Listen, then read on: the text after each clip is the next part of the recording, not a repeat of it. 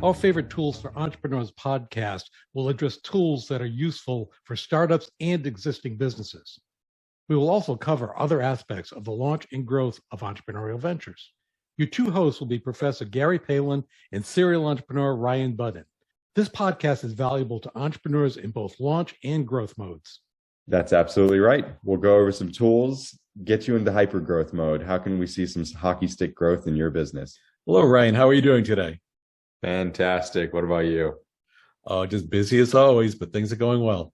There we go. Hey, Ryan, today I'd like to talk about a topic that I know you were very interested in when I introduced it to you when you were my student, and that was the monkey on the back theory. Do you recall me talking about that? Yeah, I do. And it's a principle I often find myself talking about now.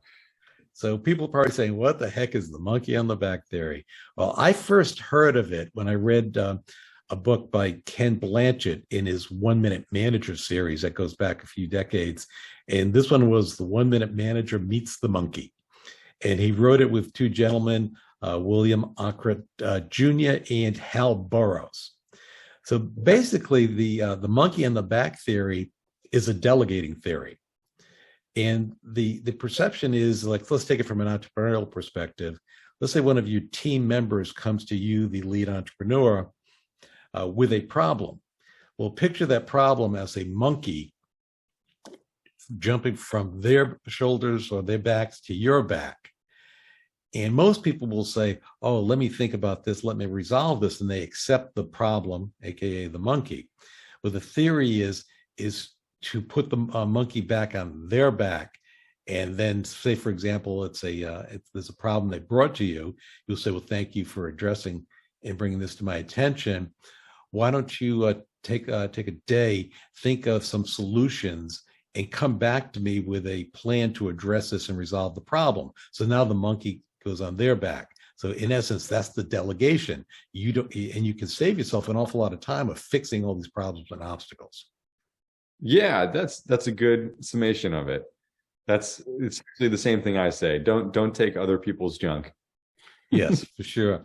Now, do you have any applications that you've used for this that you can recall?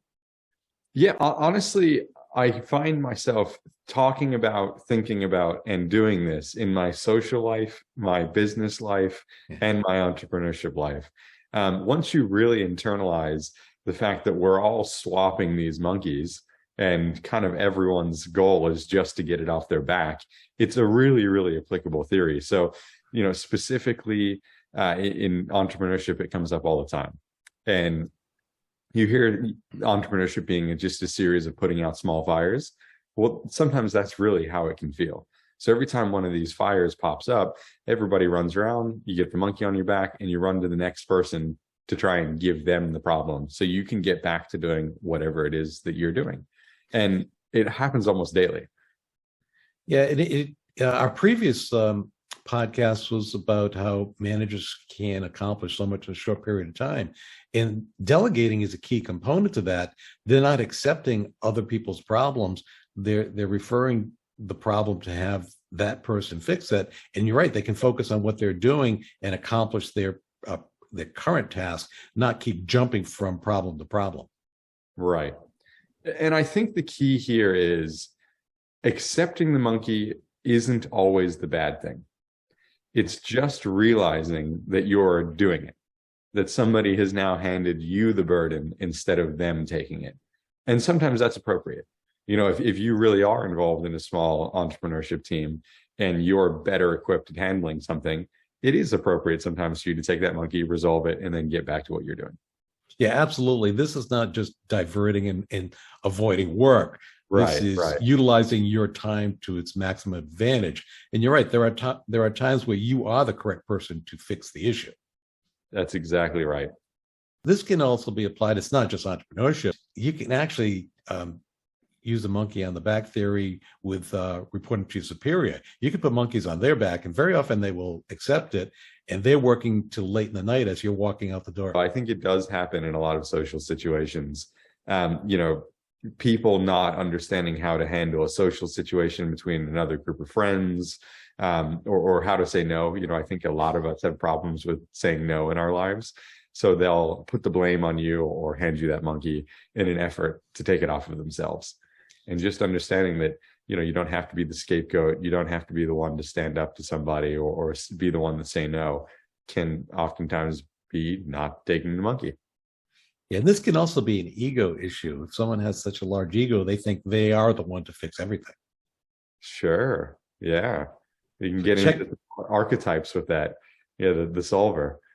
Checking your ego at the door is very important. There's various applications you can have to the monkey on the back theory, but I just think overarching, it's not avoiding work, it's delegating, and it's an effective visual to help you achieve that.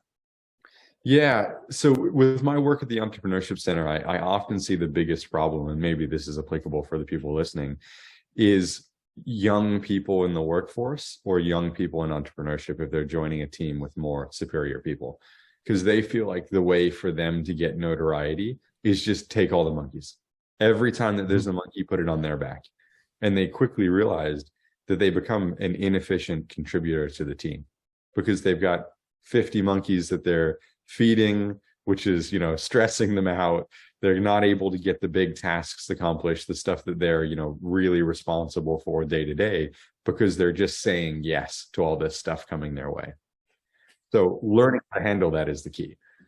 And you have to be careful too, is if you're a team member, both entrepreneurial or corporate, if you are continually bringing problems to your boss, I always want people that are bringing problems to me to bring a solution to the problem with them. Because if they continually just bring me the monkey or the problem, when they walk in the door, I'm thinking, oh, here comes another problem. Versus if they come to me with a problem and a solution, I'm happy when they walk in the door because I'm avoiding getting blindsided by a problem. Yeah. And that's another, kind of breaches into another subject, but I often do find that, right? Even if it's kind of a silly solution, just showing that you have tried to work through a way that this could be resolved before you're in panic mode, before your frontal cortex shuts down and you're just trying to give it to somebody else, can go a long way. People are really receptive of that. And oftentimes you might form a better solution through that first conversation. Excellent. Well, I think this is an effective tool that people can utilize. Any final thoughts, Ryan? Just realize when the monkey's being handed. Isn't that a fact? Well, thanks, Ryan. You have a great day. Absolutely. Talk to you soon. Thanks for listening to our Favorite Tools for Entrepreneurs podcast with Professor Gary Palin and Ryan Budden. We hope you enjoyed this deep dive into topics that assist with the launch and growth of your entrepreneurial venture. As always, you can head over to ProfSpirit.com to check out more resources and courses designed for you, the entrepreneur.